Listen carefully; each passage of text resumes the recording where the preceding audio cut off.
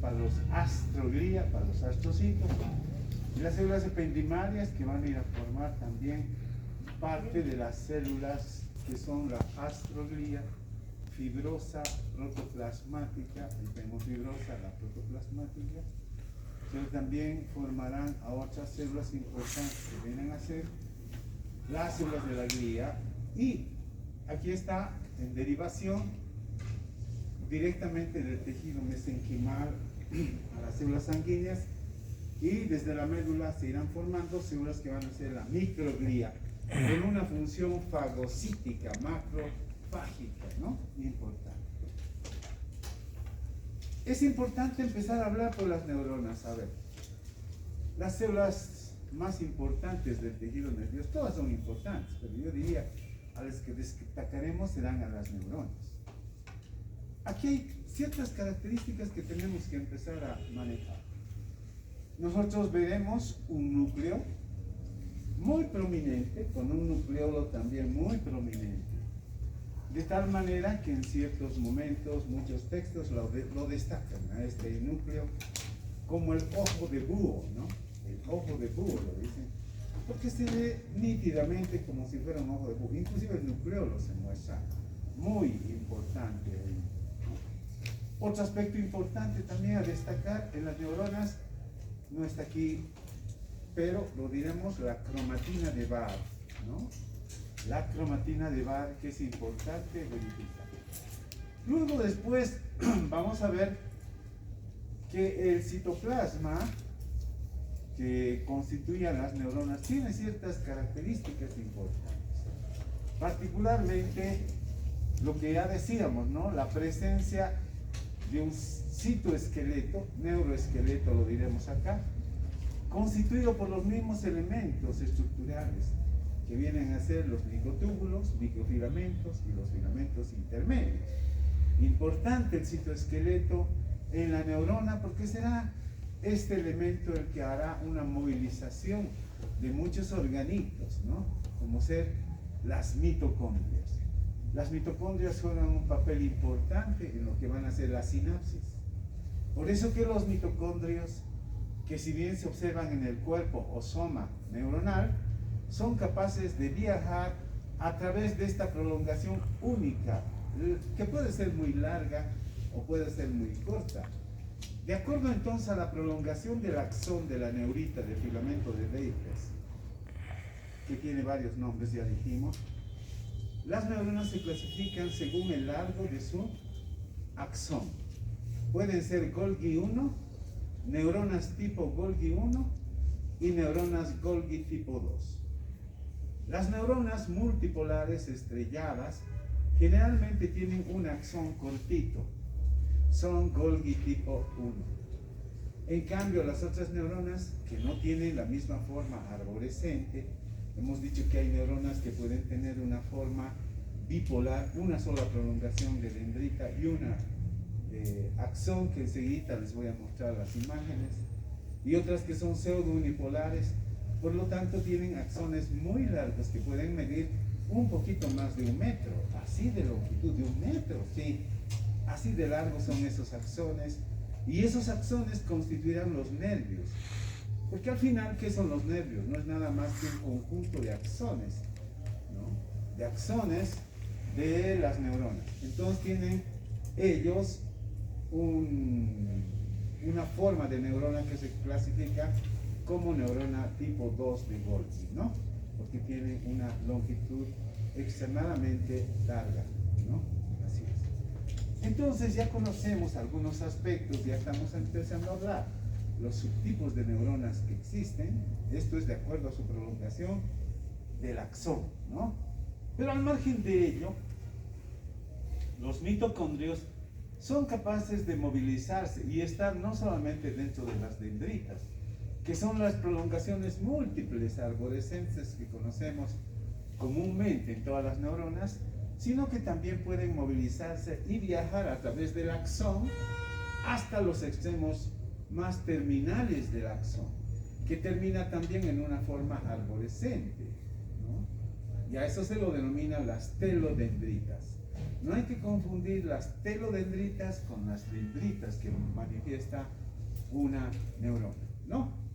Las telodendritas, y cada telodendrita, ya veremos enseguidita, termina en un ensanchamiento bulboso, ¿no? En un ensanchamiento que para nosotros es conocido como botones presinápticos. Los botones presinápticos. Pero ¿qué más hay que destacar? Ya hemos hecho el citoesqueleto, las mitocondrias. En el citoplasma podemos encontrar la gran distribución importantísima del retículo endoplásmico rugoso. No hay que confundirse con el músculo donde está el retículo endoplásmico liso, ¿no? Ya hemos hablado de eso. En cambio, en la neurona es el rugoso. Tan importante distribuido dentro del soma celular, el cuerpo de la neurona, pero esta distribución no va a ser presente dentro de los axones. Entonces no hay dentro de los axones, solamente en el cuerpo, y se prolonga un poco hacia las dendritas. Y esto hay que destacarlo, ¿no? Porque el retículo endoplásmico rugoso es conocido como los famosos grumos de Nissl. Son los grumos de Nissl.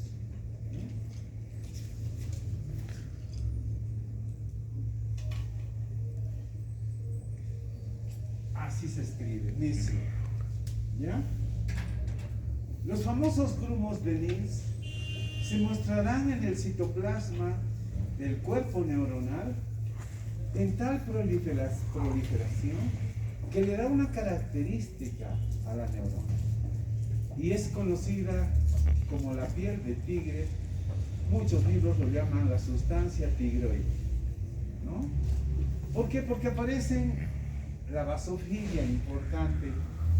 No te olvides que tiene gran cantidad de ácidos, ¿no? Con los ribosomas adheridos, son capaces de producir proteínas, síntesis de proteínas especialmente, y van a darle ese aspecto de manchitas oscuras en una superficie clara, ¿no? Entonces, a eso se conoce como sustancia tigroide. Y hay que destacar altísimo la sustancia tigroide, porque en ella se codificarán en manera de proteínas lo que es el código de la memoria, ¿no? En las neuronas. Esto es el papel importante entonces que hay que destacar en las neuronas, la sustancia tigroide.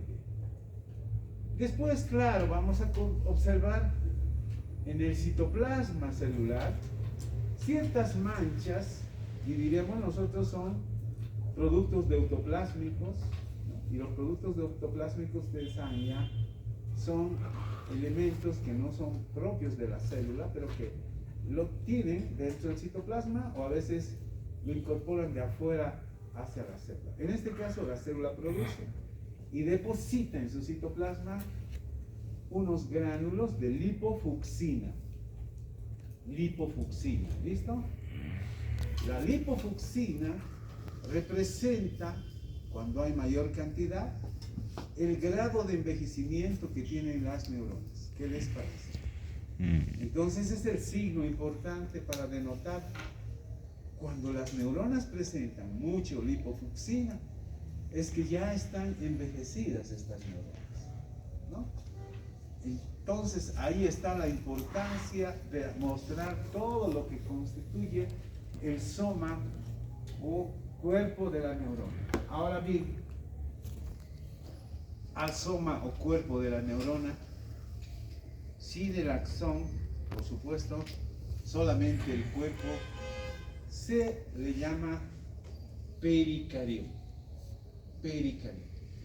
De hoy en adelante entonces ya no voy a decir el soma, el cuerpo neuronal, asimilaré el término que viene a ser el pericardio.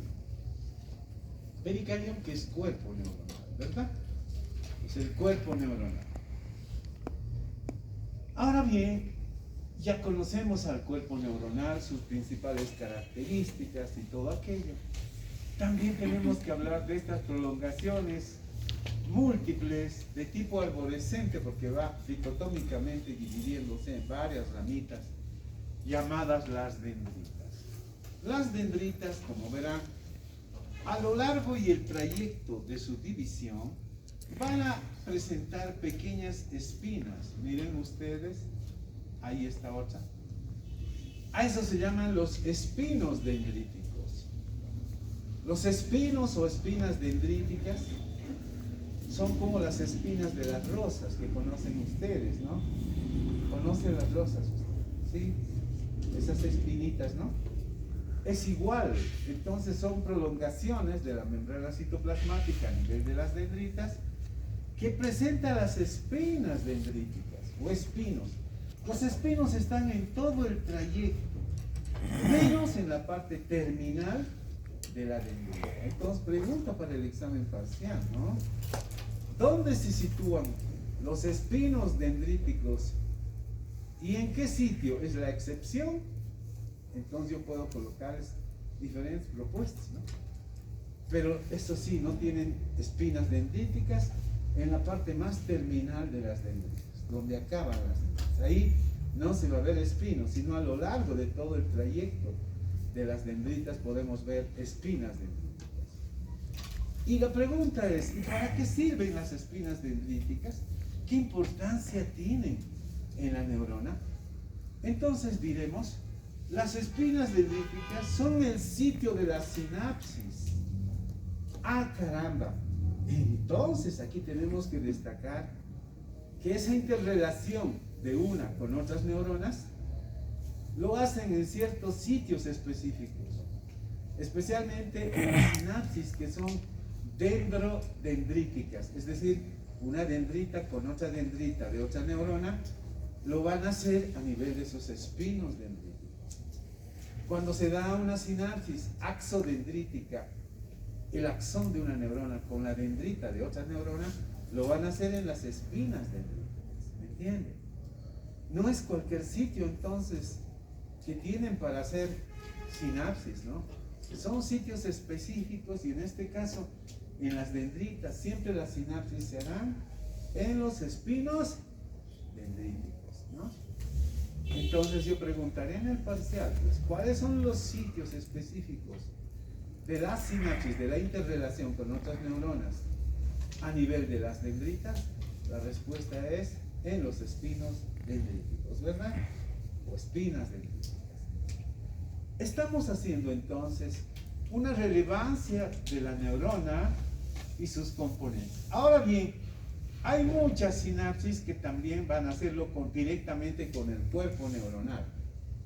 Esa relación de una con otras neuronas, y de paso vaya a mencionarse, cada neurona puede hacer cientos de sinapsis con otras cientos de neuronas. Varios cientos, por no decir miles de sinapsis. Eso es importante, ¿no? Porque después, ¿qué tenemos? Más de 80 millones de neuronas, ¿se imaginan? En nuestro sistema nervioso central. Es una cantidad inmensa, ¿verdad?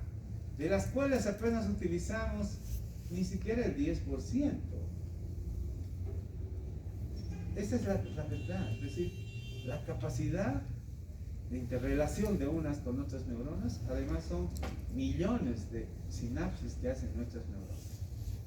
Cuando una neurona hace muchas más sinapsis, es mucho más importante la conductibilidad, la excitabilidad y por supuesto el mensaje importante que se manifiesta a nivel de las neuronas y que en última instancia radica en las funciones que va a desarrollar, especialmente es el código de la memoria que tiene las neuronas. Eso es lo particular, ¿no? Claro que no en todas las áreas, será en el telencéfalo particularmente donde radica toda esta función importantísima. Pero entonces, estamos hablando de que al margen de hacer sinapsis a nivel de las dendritas, eso a nivel de las dendritas, por favor, eso no priva de que la neurona misma pueda hacer una sinapsis con otras neuronas a nivel de su cuerpo. La primera aseveración, oigan muy bien, lo dije a nivel de las dendritas. El sitio específico son los espinos dendríticos. Pero eso no priva que la neurona pueda hacer sinapsis con su cuerpo, ¿verdad? Y a eso se llama una sinapsis que puede ser Si fuera el axón de otra neurona, perdón, con el cuerpo de otra neurona, se conoce como axosomática. Sinapsis axosomáticas, ¿no? Esto tampoco priva de que pueden haber sinapsis en el axón. Claro, el axón con otro axón de otra neurona van a producir una sinapsis axoaxónica. Axoaxónica.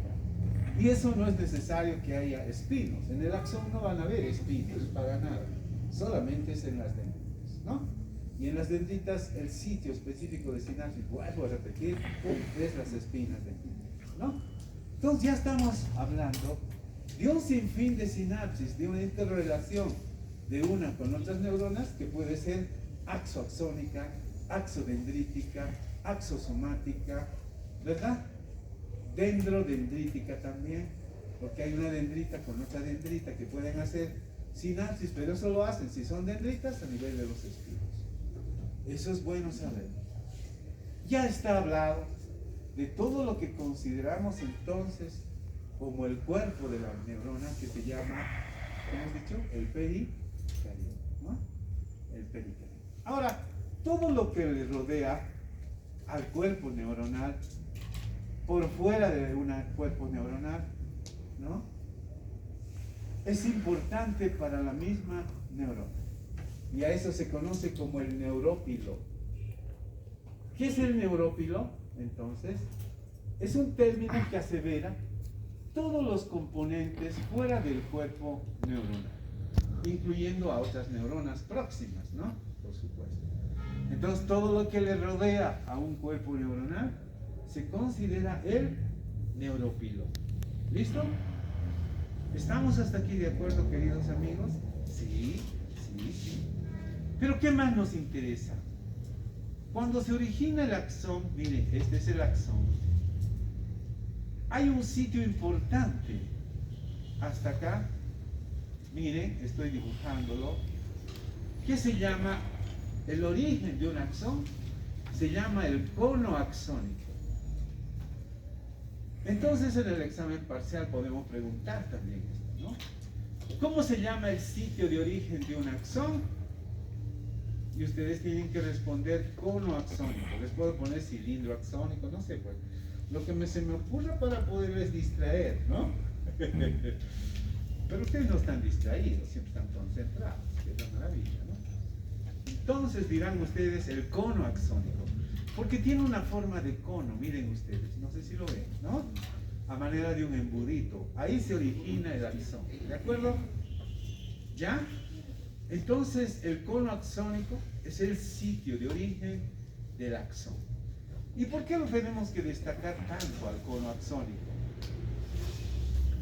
Porque el cono axónico es un sitio desprovisto de mielina. ¿Listo?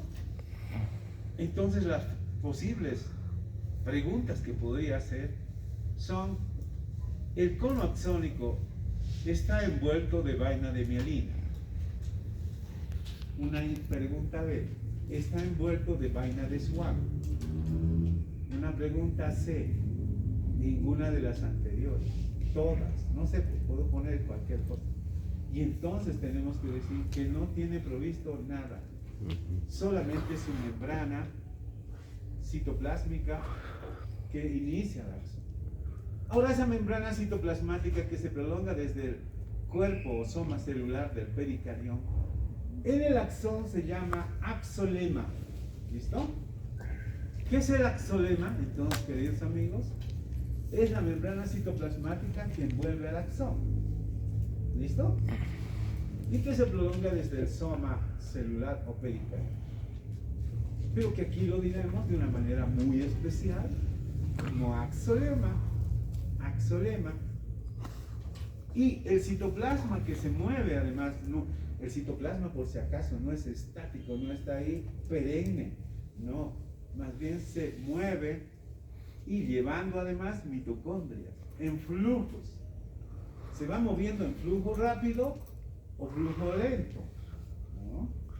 Y a eso se llama el flujo retrógrado, si es que vuelve desde las telodendritas al cuerpo neuronal. Muchas mitocondrias que llevan energía de manera de ATP a lo largo de ese metro de axón, de los axones largos, llegará hasta los botones, libera la energía y tiene que volver a recargarse al cuerpo neuronal. A eso se llama flujo.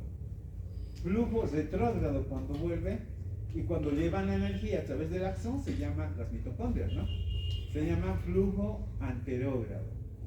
Entonces hay flujos anterógrados y retrógrados que sirven para movilizar a los organitos que llevan, especialmente las mitocondrias, que llevan energía. ¿Listo? A nivel de adenosín y fosfato.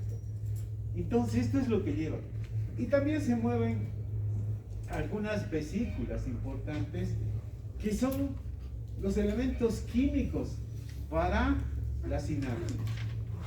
Y ahí explicaremos la sinapsis química. Porque no solamente hay el tipo de relación de unas con otras neuronas, sino también una relación química que van a liberar mediadores químicos que sirven para estimular en la sinapsis. Pero eso hablaremos con mucho cuidadito un poquito más adelante, para no un poquito distraer. Por lo pronto quiero que me entiendan que a través del axón, el citoplasma, particularmente la parte fluida, que es el hialoplasma, se va moviendo lentamente, o a veces rápidamente. Por eso hay flujos rápidos y flujos lentos que sirven para movilizar a sus mitocondrias y a estas vesículas con sus mediadores químicos, que llegarán hasta los extremos, ¿no? Y volverán también según las necesidades. Por supuesto, eso es lo importante, que en la fisiología es la necesidad de movilizar con flujos rápidos o flujos lentos, ¿no es cierto? Claro, tiene que ser rápido. Si en este momento traeremos un desayuno para los 4 y quiero invitarles a todo el mundo, entonces voy a tener que pedir rápido más desayuno porque ya están acabando los otros compañeros, ¿no? Va a ser un flujo rápido, ¿te entiendes? Todo depende de la necesidad fisiológica. Entonces las neuronas son así, movilizan a sus mitocondrios con flujos rápidos o flujos lentos. Pero se alcanza para todos ya, ¿no es cierto? Y faltó para el día el desayuno. No, tómese con calma, no se preocupe, pida nomás con calma, así. Es un flujo lento, ya puedes tomarte tu tiempo. Pero no muy lento tampoco, no quiero para mañana, para hoy día. Así más o menos se mueven los flujos retrógrados y anterógrados.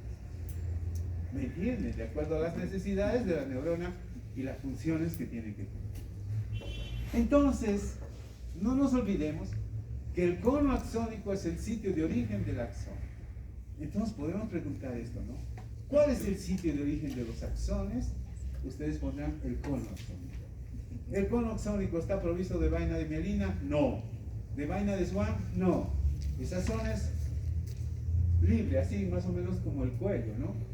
Aquí está pura piel, más abajo está la corbatita, la camisa, lo que sé yo. Entonces, abajo sí vamos a tener vainas de mielina, de Schwann, dependiendo de las fibras. Queridos amigos, entonces ya conocemos cosas importantes, ya hemos hablado de la sustancia tiroide, la importancia, inclusive a nivel de chiste yo les hacía ese juego a los chicos. En el fondo tú eres strongista, les decía, ¿no? Aunque seas bolivarista, porque tú tienes la sustancia tiroide. Todos tenemos, y todos los inteligentes tienen sustancia tiroide. Entonces, en el fondo somos tigres, chicos. Así no, ¿qué vamos a hacer? No podemos eludir eso. Eso es natura. Naturaleza. Bueno, pero no lo tomen por ese lado. Les respeto a los bolivaristas y los quiero también. En mi casa también hay bolivaristas, así que no se preocupen. Ahí pueden ver ustedes el cono axónico, ¿bien? Y ahí abajo las sinapsis que hacen un axón con otro axón, ¿no? Interesantes, pero aquí están las células que se llaman de la oligodendroglía. Las células de la oligodendroglía en el sistema nervioso, en la sustancia blanca del sistema nervioso central, cubrirán, se envolverán a los axones para producir la vaina de mielina y la vaina de Schwann. Enseguida hablaré de esto. Miren, aquí está otra célula de la oligodendroglía, cubriendo a varias de las fibras nerviosas o axones, ¿no? Eso es lo importante, pueden hacerlo una, dos, tres, pucha, inmensa cantidad formando la vaina de mielina y van a desigual. Vamos a explicar. Al final, entonces, una neurona puede hacer interconexión con cientos y cientos de miles de otras neuronas. Cuanto más axones y dendritas hagan sinapsis, mayor será la capacidad intelectual de las personas. Miren eso. Hablar de tejido nervioso parece una cuestión nada más fisiológica, pero hoy día están cambiando los conceptos. Por ejemplo, la neurogénesis, la neuroplastía, esto a manera de comentario les digo, no voy a preguntar en el examen. La neurogénesis es la capacidad que tiene un individuo, si tiene la capacidad mental, de poder facilitar mayor cantidad de sinapsis. O que si hay esas sinapsis se hagan funcionales, funcionen, llevando mensaje. Por eso dicen, el tema no es de que eres más inteligente ni menos inteligente, sino cuán inteligente eres para hacer funcionar esas neuronas. ¿Se entiende? No es que siempre hay personas que nacen con toda la capacidad y coeficiente intelectual fabuloso. No, depende del entrenamiento y cómo tú hagas funcionar a tus neuronas en la capacidad intelectual. De todas maneras, los grandes científicos, los más destacados que tenemos en el mundo, no han hecho funcionar ni el 30% de la capacidad intelectual. Con eso les digo todo. Entonces nosotros tenemos esa capacidad de poder despertarle a las neuronas, porque muchas se duermen, pues ahí están, ¿no? No las utilizamos, queridos amigos.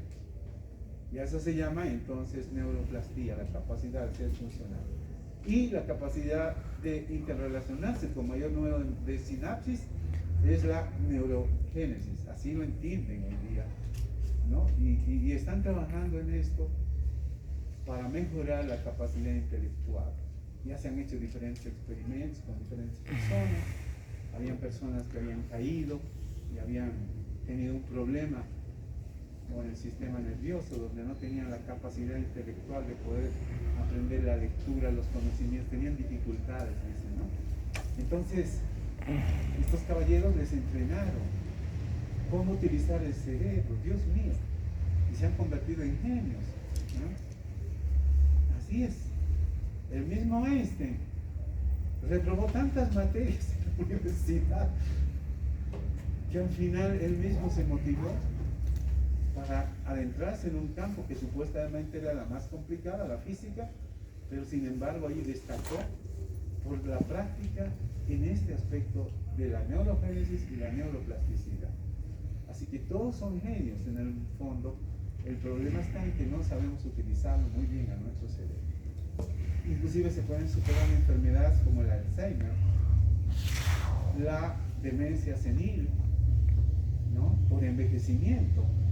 Pero es que nosotros no estamos entrenándolo al cerebro, más bien nos estamos entrenando a decir, ya soy viejo, ya no puedo, yo ya no estoy para estas cosas. No, Dios mío, el cerebro es inmenso. Entonces hagamos funcionar nuestro cerebro. Y ustedes también no tienen que dejarse así. A veces creen que el estudiar es repetirse de memoria. La memoria tiene defectos, el olvido, ¿no? Y el código de la memoria es otra cosa. Pues ya estamos viendo que está en la sustancia tiroide y hay que entrenarlo a cómo depositar aminoácidos para formar proteínas, y que eso es la memoria a largo plazo, a corto plazo, a mediano plazo. Entonces esto es importante, queridos amigos. Al margen del tema, ¿no? Me estoy saliendo del tema, pero creo que es otro área que tenemos que seguir explorando. Y ustedes tienen que buscar esa capacidad de poder entrenar al cerebro, ¿me entienden?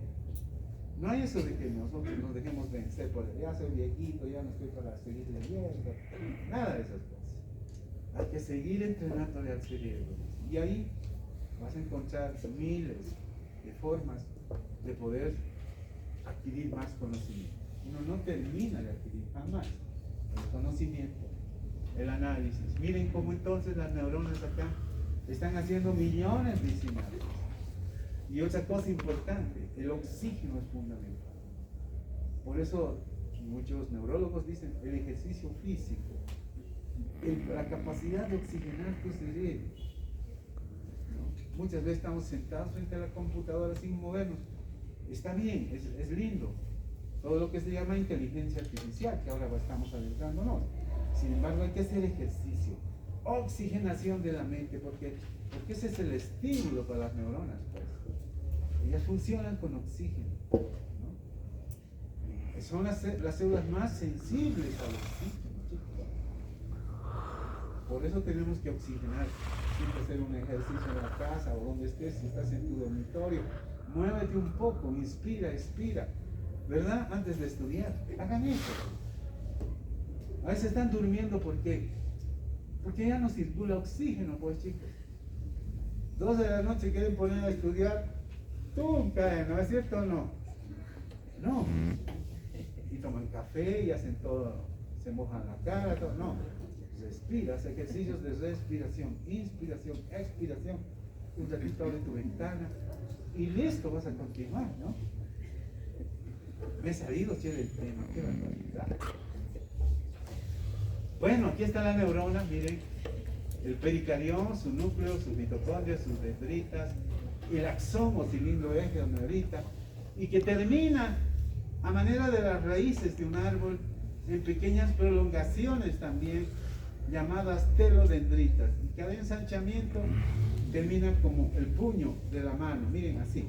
Cada telodendrita terminará en un puño, así más o menos, ¿no? En un botón presináptico que se llama.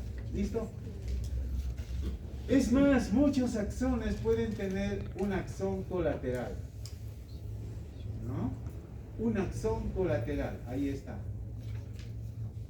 Un axoncito, es decir, de un axón, del axón principal, nace un axón secundario, si quieres tenerlo así, ¿no? Entonces, este axón siempre se origina, dicen, en ángulo recto. Eso es interesante. De igual manera, está envuelto por vainas de mielina y de Schwann. Bueno, ya hemos hablado de todo esto. Enseguidita hablaremos de lo que son los axones con vaina de mielina y vaina de Schwann. Y entonces lo que podemos ver, que hay células que se llaman células de Schwann y células de la oligodendrolía que se especializan en producir mielina. Pero ¿cómo lo hacen? ¿Es que se secreta? No. Lo que pasa es que en cada axón una célula se envuelve tan íntimamente que las membranas citoplasmáticas de las células de Schwann se fusionan para mostrar las líneas periódicas e interperiódicas, el mesaxón interno, el mesaxón externo, y así por la intimidad de la envoltura de las membranas citoplasmáticas se forma la vaina de mielina. Pero no se preocupen, enseguida les explico. Y en la última envueltita de la célula de Schwann está el citoplasma y por eso se llama vaina de Schwann. Y adentro todo lo que se ha comprimido al darse la vuelta se llama vaina de mielina, ¿no? Pero lo importante es observar que entre célula y célula existe un sitio desprovisto de vaina de mielina y vaina de Schwann. Y a eso se llama los nodos de Ranvier. Y a estas otras porciones donde están envueltas con vaina de mielina y vaina de Schwann se llaman los internodos de Ranvier. Estos son los nodos de Ranvier, los sitios donde no está cubierto con vaina de mielina y vaina de Schwann. Pero ¿qué importancia tiene esto? Porque el mensaje que va a transmitir una neurona lo hace a la velocidad de la luz, o sea, es 300.000 kilómetros por segundo, ¿me entiendes? Y es una despolarización de la membrana que va a ocurrir. Por eso se llama sinapsis eléctricas, cuando al final se estimulen en el orden de los microvoltios. Pero estos sitios desprovistos de vaina de mielina ayudan a llevar el mensaje como si estuvieran dando trancos o saltos largos, ¿no es cierto? De esa manera, es como cuando tú empiezas a correr, no vas a estar pisando ahí sí encimita, ¿no? Empiezas a dar cuanto más trancos largos, mejor para llegar más rápido, ¿o no? ¿Sí? A eso se llama la teoría saltatoria. Entonces, el correr es casi dar unos saltos más largos si es posible para correr más rápido, ¿o no? ¿Sí? Igual acá se transmite el mensaje a manera de saltos. Eso se llama la teoría saltatoria del mensaje, que es a mayor velocidad, por supuesto, que ocurre en las neuronas. Ya hemos hablado de todo esto, no tenemos por qué seguir hablando. A ver, antes de adentrarme, yo quiero mencionarles que aquí están las formas de dendritas que nosotros tenemos en nuestro organismo.